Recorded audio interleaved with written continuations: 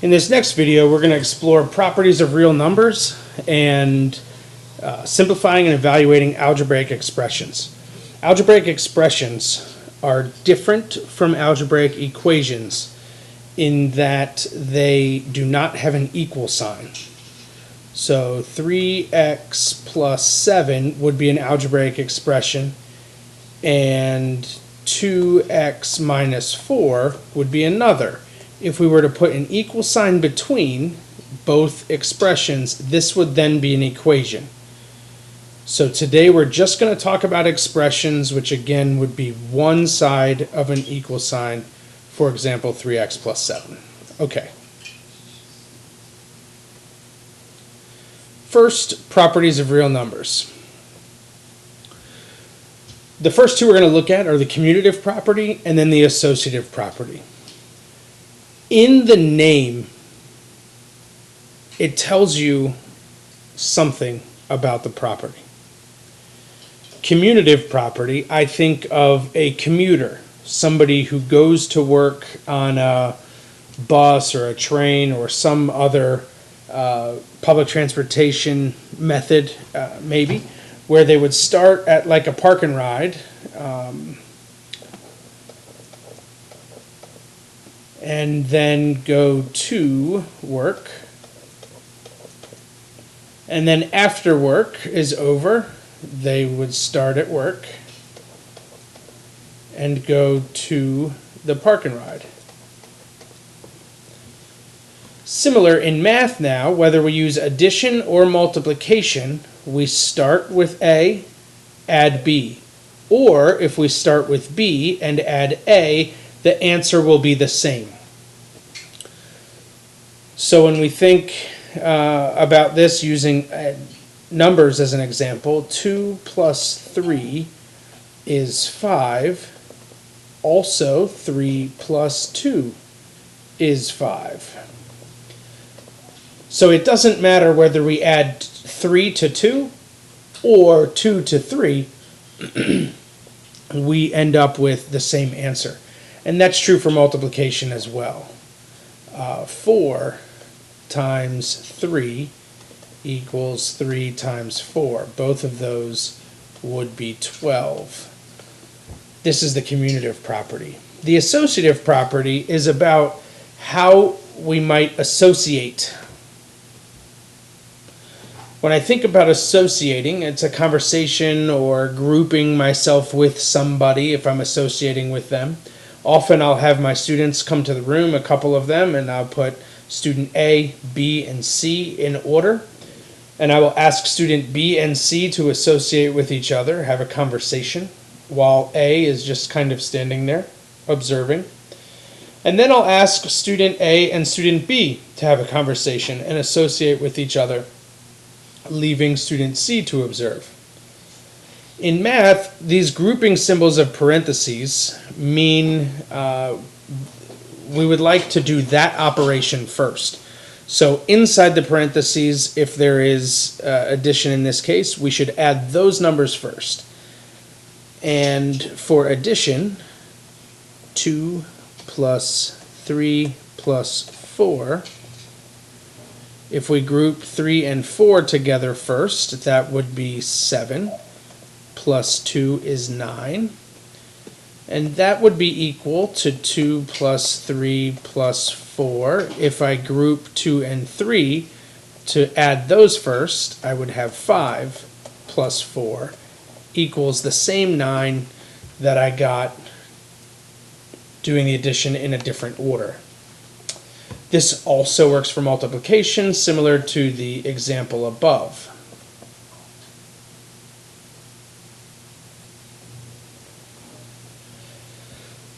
This next property is an identity. And when I think about identity, like my identity, it's who I am, right? So an additive identity. What can I add to something to get itself? And in this case, we see if we add 0 to the letter A, we'll get A. Or if we add A to 0, we will have the output of A. So 172 plus 0 equals 172. This is the same thing that I started with. It's the identity, to add 0. The multiplicative identity. What can I multiply by a number to get itself? Still looking for the identity. We start with A in both examples. We end with A in both examples. This time we multiply by 1. So 14 times 1 equals 14. Again, we started with 14, we end with 14. This is the multiplicative identity. Addition and multiplication inverses are next. And there's two words to think about with this. One is opposites, the other one reciprocals. The additive inverse would like us to add opposites. In math, a negative sign means an opposite. So if we have A plus its opposite, negative A, that should be 0. And it is. So we take 2 plus negative 2.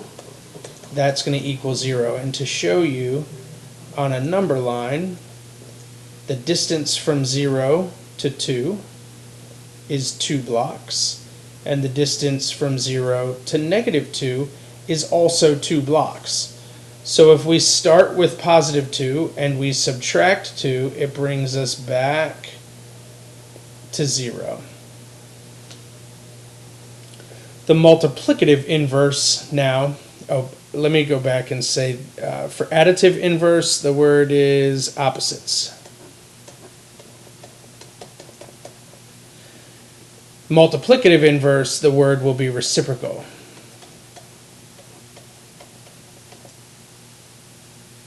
A reciprocal is almost like a flip. That's not, the best mathematical way of describing, but the word reciprocal is the better choice. Basically, the numerator of A becomes the denominator, and the unwritten denominator of 1 becomes the numerator. These fractions are both reciprocals of each other, and when I multiply them, I get 1. Here's an example.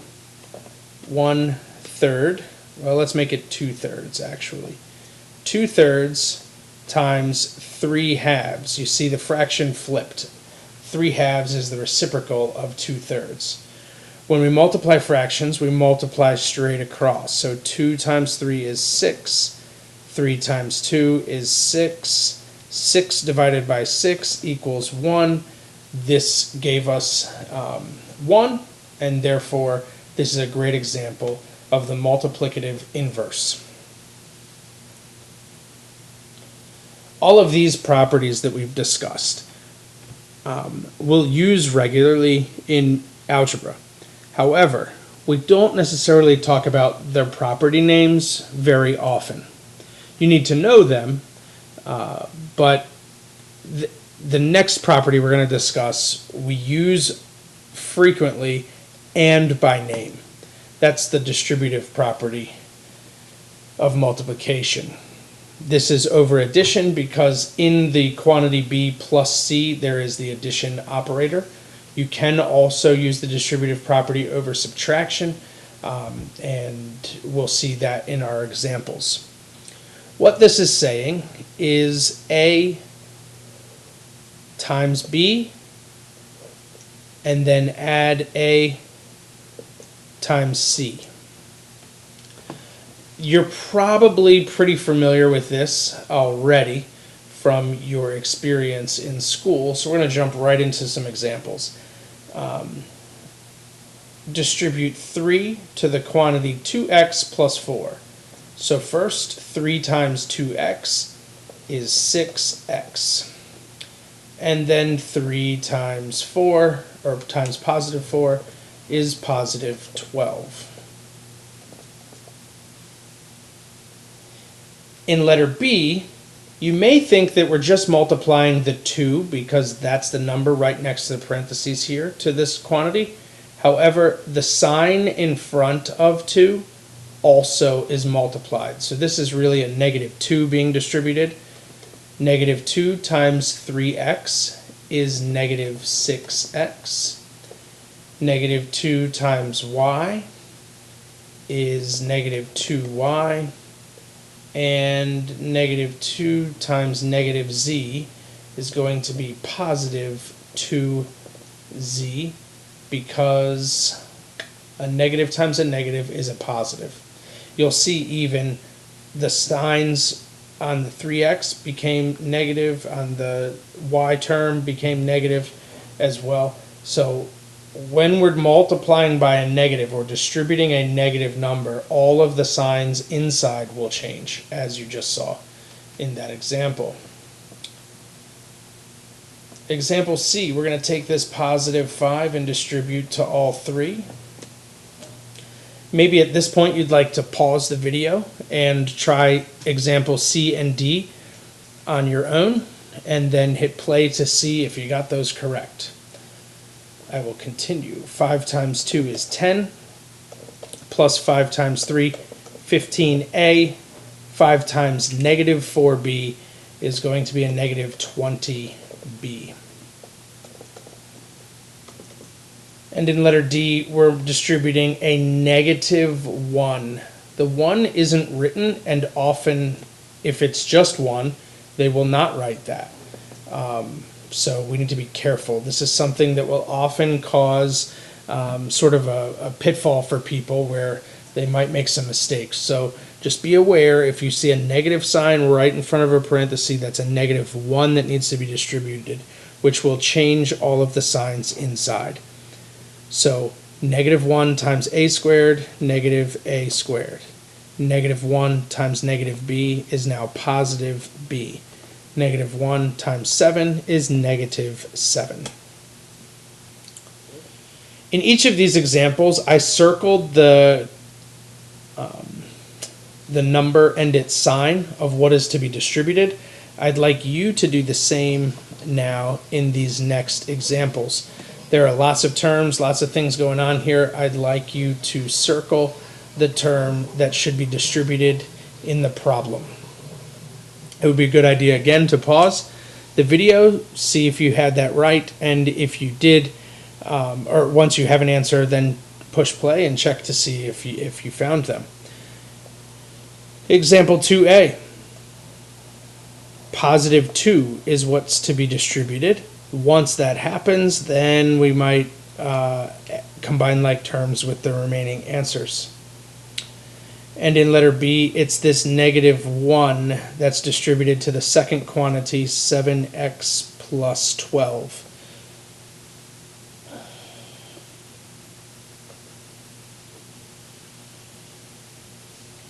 When we talk about evaluating algebraic expressions, there's some vocabulary we need to talk about. First of all, again, at the beginning of this video, I talked a little bit about an algebraic expression.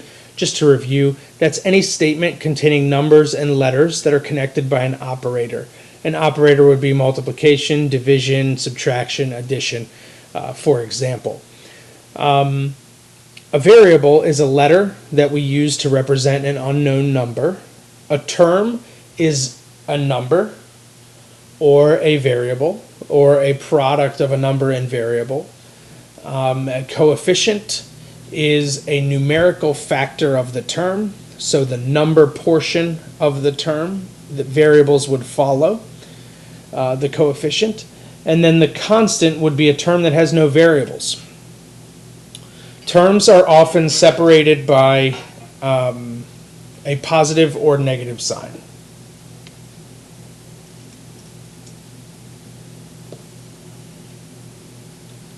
Let's take a look at some examples here.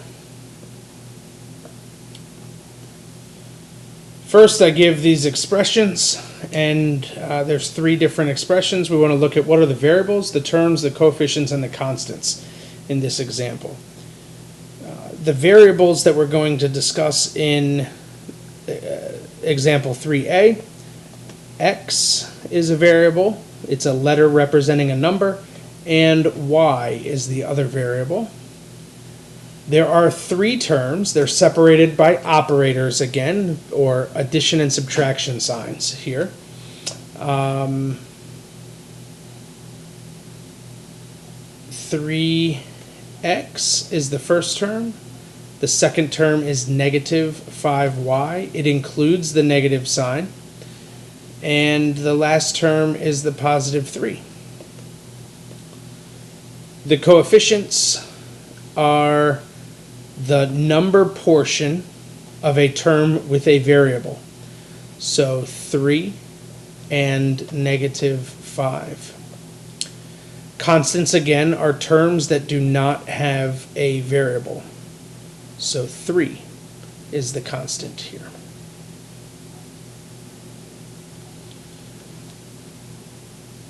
Example 3b. The variables x squared, y. The first term, negative 4x squared. The second term is positive 5y. And the third term is negative 10. The coefficients, negative 4 because it's multiplied by the x squared, and 5 because it's multiplied by y. The constant, again, negative 10. It's the term that has no variable. In example 3c, the variables are a, b, and c. There are two terms this time, 7ab and negative c. The coefficients, 7 and negative 1. That one's a little tricky because, again, a minus c, there is no 1 written there, but it's known to be there or assumed to be there because of this minus sign and the fact that there is a c. If we think about, you're at the store and you buy an apple, you buy one apple. If you had 0 apples, there would be no apple, and we wouldn't even write it. So by the nature of us writing the variable c, that means that there's 1 there, and it happens to be a negative 1 in this case. Constants are terms that have no variables. Every single term in this case has a variable, so there is no constant. It's not applicable here. To evaluate expressions, we're going to substitute known values in for a variable into an expression, and then use the order of operations to simplify. This would be a very basic way of evaluating expressions if I had a situation where I knew a given variable. Example 4 looks at problems just like that. So the expression 3f plus 4g is given. They tell us that the value of f is 3, the value of g is negative 2. So we will substitute 3 in for f and negative 2 in for g. It's important here to point out the fact that I believe it's a good habit to get into, to use parentheses every time you substitute. If you're substituting just a value here, or you might be substituting a whole expression in for a variable in another expression later in your math career, by using parentheses, this will cut down on a multitude of mistakes that are common pitfalls for students. So again, I would use parentheses every time you substitute. This will just be a great habit that you can form for yourself. 3 times 3 is 9, plus 4 times negative 2 is negative 8, and 9 plus negative 8, or 9 minus 8, equals 1.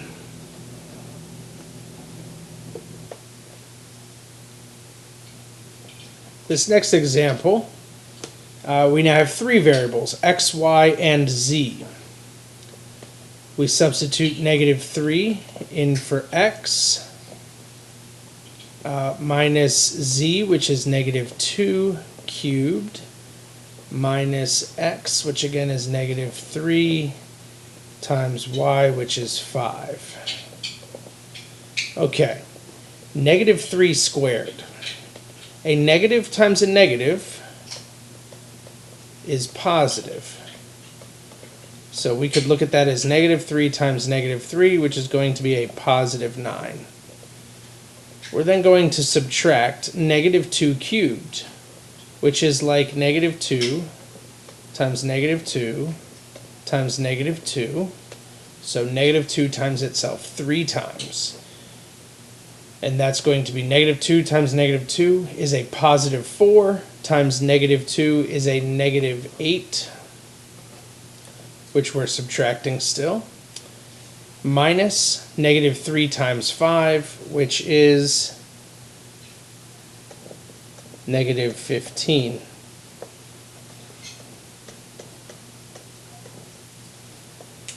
At this point, we still have some parentheses, but there's no more math to be done inside. So we will distribute the negative outside with the negative 8 inside, or multiply that here. So 9 plus 8. Negative 1 times negative 8 is positive 8. Negative 1 times negative 15 is positive 15. And 9 plus 8 plus 15 equals 32. Letter C is a little more complex. We introduce this idea of the absolute value. That's these two straight lines, which the absolute value serves as a grouping symbol like parentheses, but it has additional things attached to it. We need to take the distance from 0 to that number. That's what the absolute value means. So 3 plus 2, absolute value 9, substituted in for x, minus negative 2, substituted in for y, all divided by 9, substituted in for x, plus 2 times negative 2 substituted in for y. Okay, in the numerator, we'll deal inside the absolute value first, just like we worked inside parentheses first. Negative 1 times negative 2 is positive 2, so I have 9 plus, actually, let's do this first. 3 plus 2, absolute value, now 9 plus 2, okay?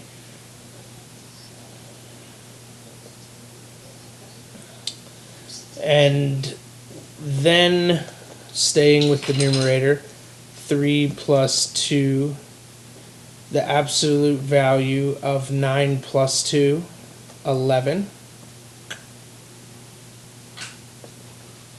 The absolute value of 11, or the distance from 0 to 11, is 11. So now it becomes parentheses because we're multiplying the 2. 3 plus 2 times 11 equals now 3 plus 22 as we multiply 2 by 11. Finally, we can add again the 3 and 22 and have 25 as our numerator. Working with the denominator, the 9 will stay by itself at the moment, plus 2 times negative 2 is a minus 4. 9 plus negative 4, or 9 minus 4, is 5. And that will carry through each of these denominators now. Finally, 25 divided by 5 is 5 for a final answer, simplifying this expression. In example D, 3 substitutes for F, 2 substitutes for G,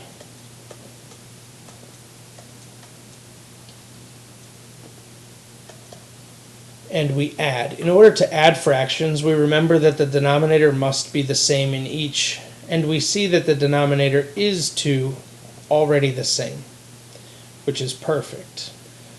So in the numerators, we'll just add those. 3 plus 2, which is 5.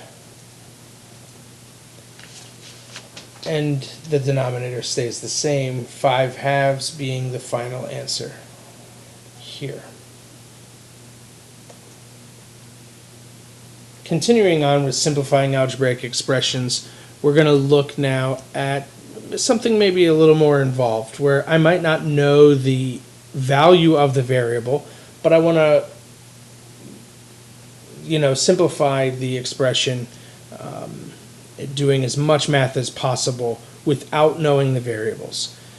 So algebraic expressions can be simplified by combining like terms. Like terms need to be defined here. There's going to be 2 or more terms that would have the exact same variable part of that term. Variables are raised to the same power. That's also important. You'll see some examples of that. 2 or more like terms can be added by adding their coefficients. The variable part then would obviously stay the same. So let's take a look at example 5 here, which just asks us to do some simple things of circling the like terms in the list, and then write one other term that would be like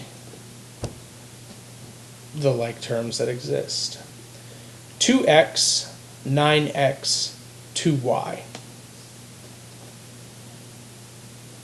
2x and 2y have the same coefficients, but the variable parts are different. So these are not like terms.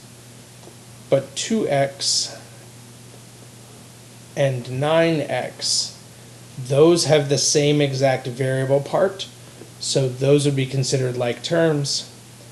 Our next term that we would write needs to have an x, and then you could put any number here. 32 would be just fine as an additional like term.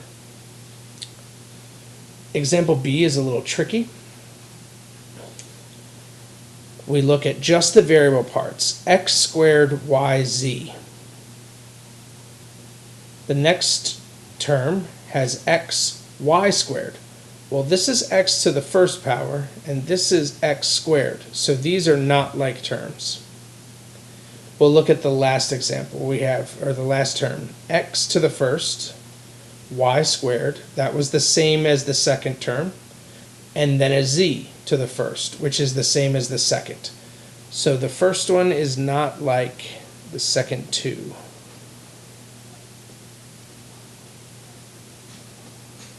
And if we were to write another one, we need to have an x, a y squared, and a z, and then any number here, 457. And it could be positive or negative even, that doesn't matter. The variable parts have to be the same for these terms to be like terms. Example 6 asks us to simplify the algebraic expression.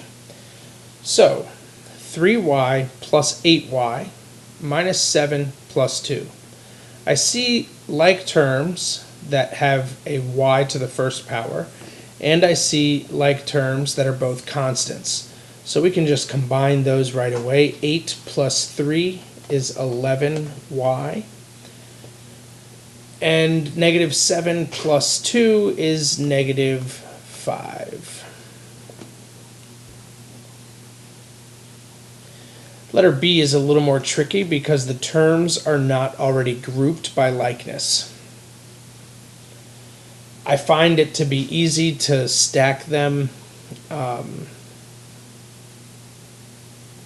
by like terms. So negative 7a plus 3b minus 6 plus 12a, I'm going to write underneath the other a term.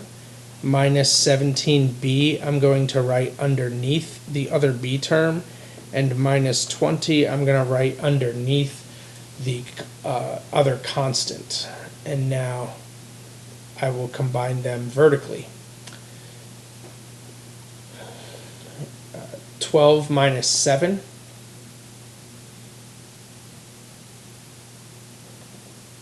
5a.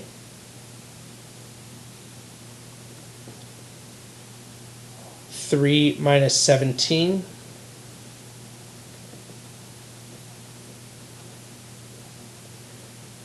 was negative 14b, and negative 6 minus 20 is negative 26 for our final answer.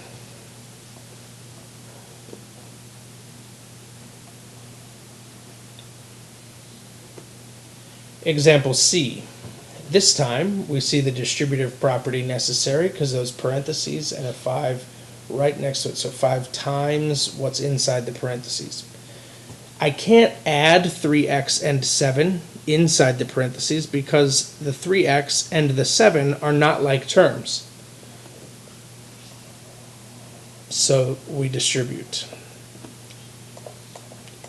15x plus 35 plus 4x plus 10. Again, we want to group the like terms. 15x plus 35 plus 4x plus 10. And we can add vertically 19x plus 45. Final answer. And in letter D, we have two sets of distributive properties that we need to work with. Negative 1 being distributed, so that's a negative 3a and a positive 7, and then we distribute the negative 2. This is a negative 2a and a negative 16. Again, we'll combine like terms. I like to do that vertically. Negative 3a plus 7 minus 2a minus 16. And when you combine, now adding in your columns, negative 3a minus 2a is negative 5a. 7 minus 16 is negative 9. Final answer.